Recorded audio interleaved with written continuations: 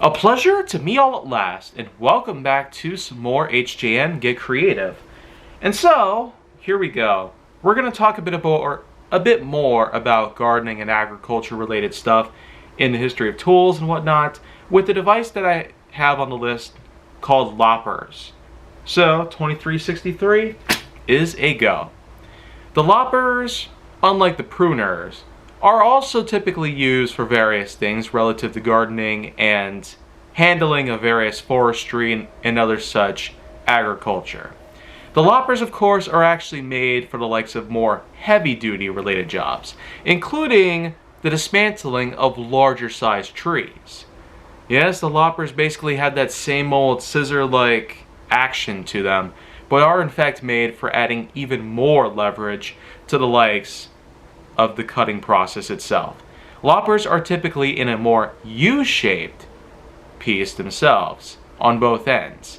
The insides are heavily sharpened in order to ensure that the cutting is smooth and effortless, and sometimes will require maintenance by the usage of a sharpener of some sorts, whether it be a whetstone or otherwise.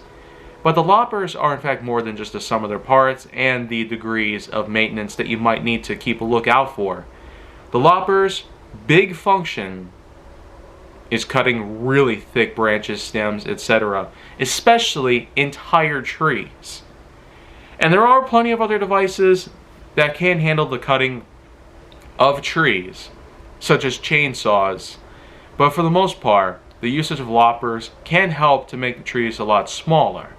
And this can include various branches and stems and other such components that are normally found on larger trees. And when you find nice thick portions relative to the branches themselves, the loppers will always be there to help you out in that particular field. And while the likes of other gardening tools such as pruners, shears, and etc., even those little gardening shovels out there, they can have their own functions that might be worth talking about, some tools will still need to be mentioned. So I'll probably just hold on to some of this info for later on in the series. But in any case, I guess that's a good way to summarize and explain the loppers themselves. And so I feel like that covers this piece relating to HJN.